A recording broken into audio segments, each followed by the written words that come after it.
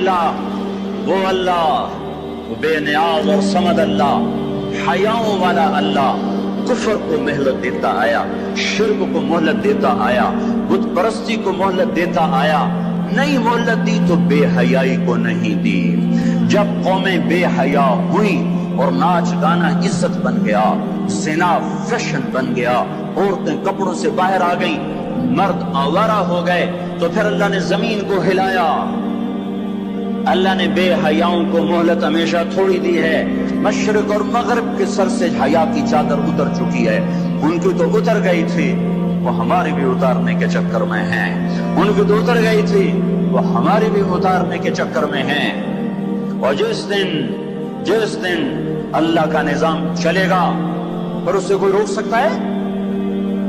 أَأَمِنْتُمْ مَنْ فِي السَّمَاءِ أَنْ يَخْسِفَ بِكُمُ الْأَرْضَ فَإِذَا هِيَ تَمُورُ، تمہیں کھڑوں کو زمین میں دھنسا دوں، اپنے اللہ کو روک لوگے؟ أَأَمِنْتُمْ مَنْ فِي السَّمَاءِ أَنْ يُرْسِلَ عَلَيْكُمْ حَاصِبًا فَسَتَعْلَمُونَ كَيْفَ نَذِيرٌ، تمہارے اوپر پتھر برسا دوں تو اپنے رب کو روک لوگے؟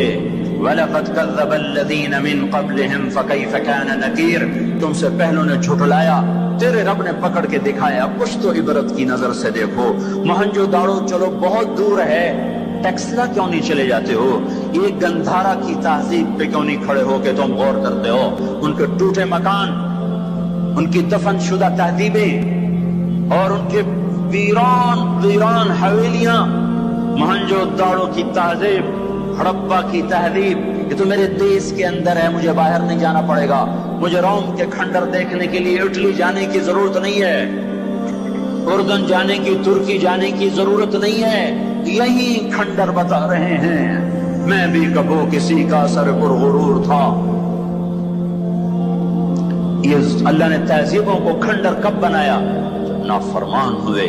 لوط علیہ السلام کی قوم بے حیا تھی، ان کے کفر کا الزام سارے قرآن میں ایک دفعہ لگا ہے ان پر۔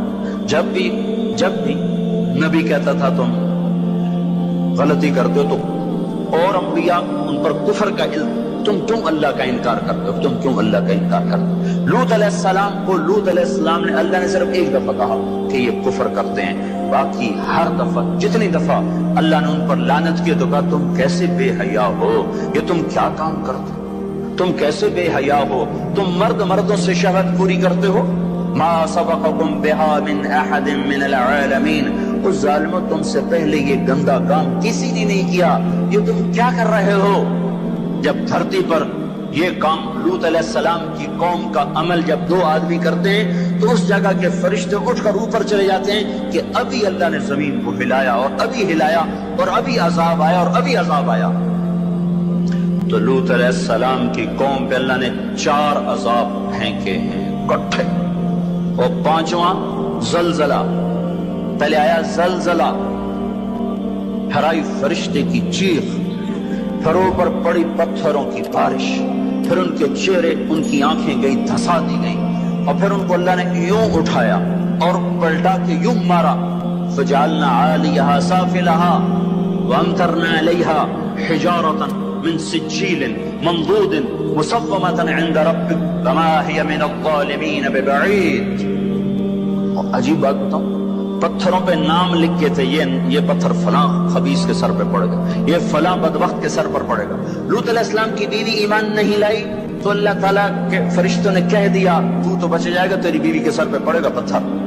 اور لوط علیہ السلام اتنے تنگ آ چکے تھے، فرشتوں نے انہوں نے پوچھا کب عذاب آئے گا؟ لوط علیہ السلام نے پوچھا فَاصْرِ بِأَهْلِكَ بِقِطْعٍ مِّنَ اللَّيْلِ وَلَا يَلْتَفِتْ مِنكُمْ أَحَدٌ وَامْضُوا حَيْثُ تُؤْمَرُونَ۔ لوط علیہ السلام کہنے کہ عذاب کب آئے گا؟ تو فرشتوں نے کہا ان موعدہم الصبح، ابھی نہیں، ان موعدہم الصبح، جب صبح کا چاندنا ہوگا تو ان پر عذاب آئے گا۔ لوط علیہ السلام اتنے تنگ آ چکے تھے، کہنے لگے نہیں، صبح بڑی دور ہے، ابھی لاؤ۔ تو جواب میں فرشتوں نے کہا الیس الصبح بقریب، صبح بھی تو قریب ہی ہے، الیس الصبح بقریب، ان موعدہم الصبح، الیس الصبح بقریب، یہ قرآن کی آیت ہے۔ فرشتوں نے کہا 3-4 گھنٹے کی بات ہے، نکلو۔ فلما اتاها امرنا، پھر اللہ کا امر آیا، کہاں ہے اللہ؟ کیا ہمارا کیا پڑھے لکھا دور ہے، سائنس کا دور ہے، ترقی کا دور ہے، پلیٹیں ہلتی ہیں، اللہ ویلا بیٹھا ہوا ہے۔ ہاں ہاں واپس آؤ، واپس آؤ۔ عقل کی پرستش نے یونان کو کیا دیا؟ رب کی پرستش نے دیا جو بھی دیا۔ اللہ اس کے رسول کی غلامی سے سہرے بندے ہیں جس کے بھی بندے ہیں، وہی عزت کی سیڑھیوں پر چڑھا ہے جس نے اللہ رسول کے غلامی کا دم بھرا ہے، جس نے ان کی چوکٹ کو چوما ہے، وہی دنیا اور آخرت میں سرخرو ہوا ہے۔ بے حیا معاشرہ ٹوٹ جاتا ہے اور بے حیائی ننگی ہو کے ناچ رہی ہے۔ کیا حیرت کی بات ہے کہ ننگے ناچ سکرین پہ دکھائے جا رہے ہیں اور دیکھنے والے مزے سے بیٹھے دیکھ رہے ہیں، تو کیا میرے اللہ کو غیرت نہ آئے گی؟ میں یہ لوط علیہ السلام کی قوم کے علاقے میں پھرا ہوں، 300 میل کا علاقہ ہے، غور آج کل اس کو کہتے ہیں، پوری پٹی پہ پھرا ہوں۔ وہ سارا پہاڑی علاقہ ہے، اسلام آباد کے پہاڑوں میں سب بڑے چھوٹے چھوٹے خوبصورت پہاڑ، چلتے چلتے ایک دم بیچ میں نشیب آتا ہے اور یوں زمین 300 میل تک بیٹھی ہوئی نظر آتی ہے۔ عربی زبان میں بیٹھی چیز کو غور کہتے ہیں۔ یہ زمین کیسے بیٹھ گئی؟ جب لوط علیہ السلام کی بستی کو اٹھایا اور اٹھا کر اوپر سے زمین پر مارا تو وزنی چیز جب زمین پر گرتی ہے تو دائیں بائیں زمین نیچے بیٹھ جاتی ہے۔ اس طاقت سے وہ بستی زمین پر گری کہ 300 میل تک ساری زمین بیٹھ گئی۔ تو لوط علیہ السلام صبح نکلنا تھا کہ پہلے زلزلہ آیا، زلزلہ آیا، پھر فرشتے کی چیخ آئی، پھر پتھر برسنے لگے، چیخ و پکار۔ لوط علیہ السلام نے بیوی سے کہا تھا پیچھے نہ مڑ کے دیکھنا، اور اللہ کا فیصلہ ہو چکا تھا کہ اس کا بھی سر ٹوٹنا ہے۔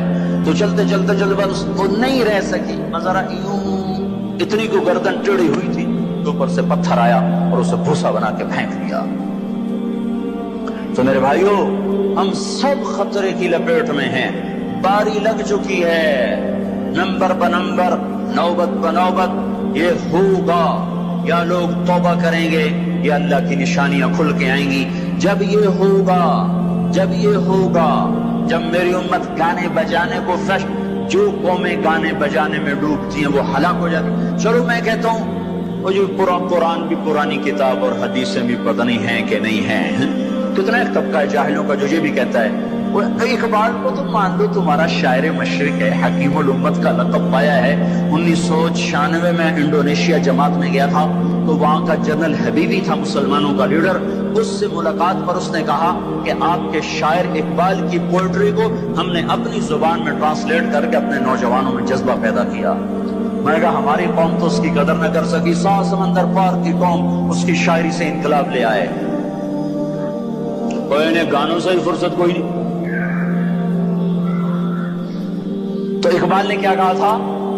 تجھ کو بتاتا ہوں کہ تقدیر امم کیا ہے، تمہیں بتاؤں میں قوموں کے عروج و زوال کی کہانی، شمشیر و ثنا اول، طاؤس و رباب آخر۔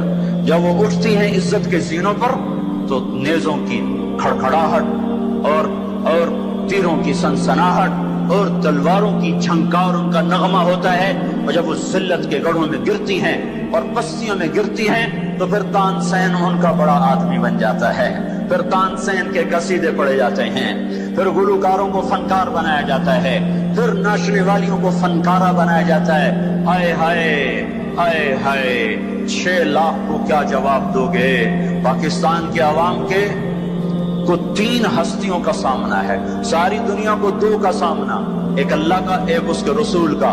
پاکستان والوں کو 3 کا سامنا ہے، ایک اللہ کا، ایک اس کے رسول کا اور ایک ان 6 لاکھ کا جن کی ہڈیوں پر اس ملک کو تعمیر کیا گیا۔ وہ معصوم بچے جو درختوں سے لٹکا کر سینے کے پار کیل کر دیے گئے، وہ عزت مآب بیٹیاں جو خاک و خون میں لوٹا دی گئیں، وہ نوجوان اور بوڑھے جن کی لاشوں سے ٹرینیں بھر بھر کر لاہور کے اسٹیشن پر آتی تھی۔ ہاں میں تو مہاجر نہیں ہوں، لوکل آدمی ہوں، لوکل زمیندار کا بیٹا ہوں۔ میرے ابا کا ایک مہاجر دوست تھا، اس کی ایک دفعہ وہ کہانی سنا رہا تھا میرے باپ کو، میں بیٹھا سن رہا تھا۔ ہمارے ڈیرے پر جالندھر سے بھاگا کمیاں صاحب سارا ہی خاندان کٹوا کے نکلا. کیا خیال ہے یہ 6 لاکھ تو ایسے پڑا ہے, اس سے زیادہ ہی ہوگا. یہ تمہارے گریبان پکڑیں گے, اسی لیے بنایا تھا ملک کے جگہ جگہ زنا کے اڈے کھل جائیں, شراب بکے, ناچ گانے کی محفلیں ہوں. ہمارے خون کی یہی قیمت ہے. اے انسان ظالم ہے, بھول جاتا ہے. 50 کی دہائی میں پیدا ہونے والوں نے ان نوحوں کی تھوڑی بہت صدا باز گشت سنی ہوئی ہے. تمہیں کیا خبر کتنی جوانیاں رل گئیں, کتنی ماؤں, کتنی مائیں, کتنے بیٹے, کتنے باپ, کتنی بہنیں, کتنے سہاگ, کتنی جوانیاں اس بھٹی میں جل کے گل کے راکھ ہوئی, پھر اس خطے کو وجود ملا. کہنے کہ میں رات کو چلتا تھا, دن کو چھپتا تھا کماد کے کھیت میں. پیچھے سکھ, آگے منزل کا پتہ کوئی نہیں کدھر جانا ہے. رخ لاہور کا تھا, پہنچ گیا دریائے ستلج. اس وقت ستلج زندہ تھا, اپنی روانیوں کے ساتھ بہتا تھا. ایسے سویا ہوا ستلج نہ تھا. اب آگے ستلج, پیچھے سکھ. یا کرپان پڑے یا پانی, 2 میں سے ایک ضرور ہے. یا اگر آگے موت یا پیچھے موت. یا میرے جی میں آیا سکھوں کے ہاتھوں مرنے سے بہتر ہے پانی میں مر جاؤں. تیرنا نہیں آتا تھا کہ میں نے ایک لکڑی اٹھائی, اس کو آسرا بنایا. میں نے کہا مولا زندگی ہے تو پار لگا دے, تیرنا مجھے آتا نہیں. کہ میں اس لکڑی پہ بیٹھا اور ایسے ہی پانی کو ہٹاتا ہوا تھوڑا تھوڑا آگے بڑھا. جب ذرا سا میں پیچھ گیا ہوں تو میں نے کیا دیکھا کہ سارا دریائے ستلج لاشوں سے بھر کے بہ رہا تھا.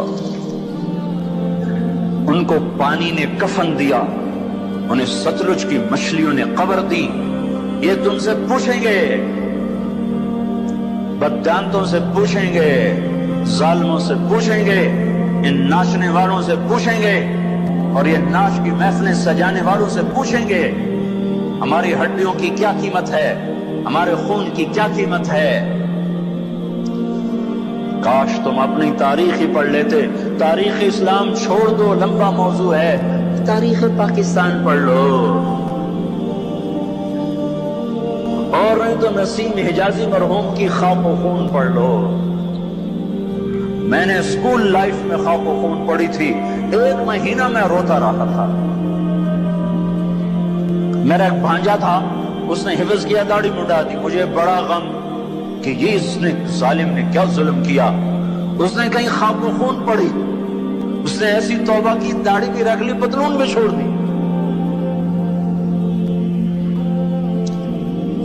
اپنی تاریخ کو بھلا دینے والی قومیں بے نشان ہو جاتی ہیں. وہ قافلہ ہوتا ہے پر جس کی کوئی منزل نہ رہے. وہ راہی ہوتے ہیں جنہیں راستوں کی سمت کا کچھ پتہ نہیں رہتا. کھانا پینا یہ زندگی ہے, ہم کسی کام کے لیے آئے ہیں. اور کیا ہوگا؟ وَلُبِسَ الْحَرِيرُ, مرد ریشم پہنیں گے. اور کیا ہوگا؟ وَشُرِبَتِ الْخُمُورُ, شراب پی جائے گی. اور کیا ہوگا؟ وَلَعَنَ آخِرُ هَذِهِ الْأُمَّةِ أَوَّلَهَا, اس امت کے آج کے لوگ پہلے لوگوں کو گالیاں بکیں گے, دیوانہ کہیں گے. اونٹوں کے لوگ تھے, پتھروں کے لوگ تھے, خچروں کے لوگ تھے, کھوتوں کے لوگ تھے. ہم راکٹ والے, ہم راکٹ والے.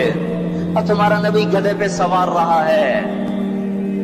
سواری عزت کی چیز ہوتی تو میرے نبی کو اللہ رات ہر وقت حاضر کرتا.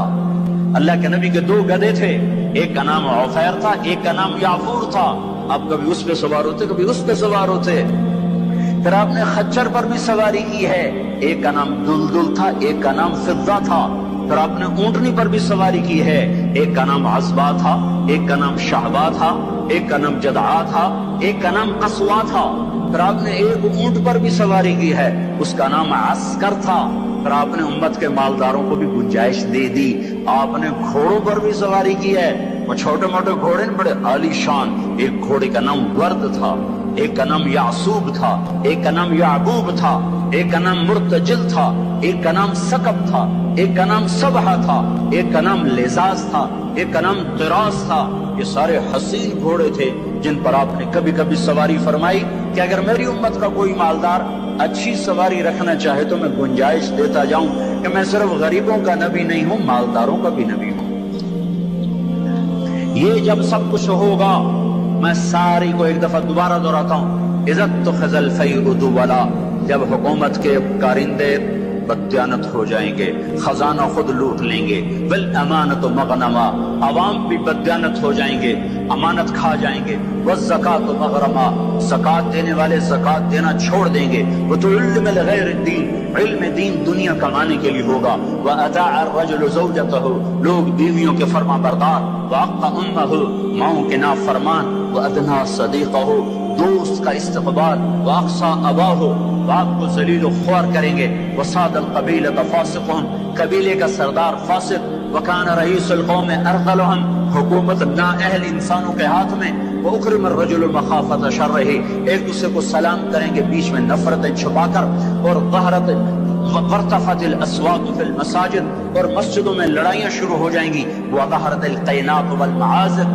گانا بجانا عام ہوگا، گانے والیاں محترم ہوں گی، ولبس الحریر، اور ریشم پہنا جائے گا، وشربت الخمور، اور شراب پی جائے گی، ولان آخر هذه الامة اولها، آج کے لوگ پچھلے لوگوں کو برا بھلا کہیں گے۔ جب یہ سب کچھ ہوگا تو پھر کچھ اور بھی ہوگا، وہ کیا ہوگا؟ فَلْيَرْتَكِبُوا عِنْدَ ذَلِكَ رِيحًا حَمْرَاء وَزَلْزَلَةً وَخَسْفًا وَقَذْفًا وَآيَاتٍ مُتَتَابِعَاتٍ، تو پھر میری امت انتظار کرے، ان پر ہوائیں پاگل بن کے چھپکیں گی، ہواؤں کا رنگ سرخ ہو جائے گا، زمین زلزلوں پہ آ جائے گی، زمین میں دھسا دیے جائیں گے، پتھر برسا دیے جائیں گے، اور اوپر نیچے عذاب کے دہانے کھل جائیں گے۔ جب تک توبہ نہ ہوگی یہ راستہ بند نہ ہوگا، یہ پکڑ بند نہ ہوگی۔ میرے بھائیوں، آپ سب کی میں منت کرتا ہوں، ہاتھ جوڑتا ہوں، اور اعتکاف والوں کا شکر گزار ہوں کہ انہوں نے اللہ کے غصے کو ٹھنڈا کرنے والا کام کیا۔ آپ سب سے بھی کہتا ہوں کہ ہم سب اللہ کے دربار میں جھک کر توبہ کریں۔ یہ توبہ کا وقت ہے، یوم دعا منانے کی چیز نہیں ہے، وہ یہ رونے کی چیز ہے، رو کہ وہ روٹھا ہوا ہے، اور اسے منانا سب سے آسان ہے، سب سے آسان ہے۔ میرے ایک بزرگ مجھ سے ناراض ہو، ڈیرے میں، بھرے ڈیرے میں 1 گھنٹہ میں زمین پر بیٹھ کے ان کی منتیں کرتا رہا، زمین پر وہ چارپائی پر نوکر کھڑے ہوئے، رشتہ دار کھڑے ہوئے، اور میں معافی مانگ رہا ہوں کہ میں نہیں کرنا ہے، مینوں پتہ ہے تو بڑا بڑا مولوی ہے، میں تینوں معاف نہیں کرنا۔ 1 گھنٹہ منتیں کروا کر پھر معاف کیا، خون کا قریبی رشتہ۔ اور میرا اللہ کیسا ہے؟ میرا اللہ کیسا ہے؟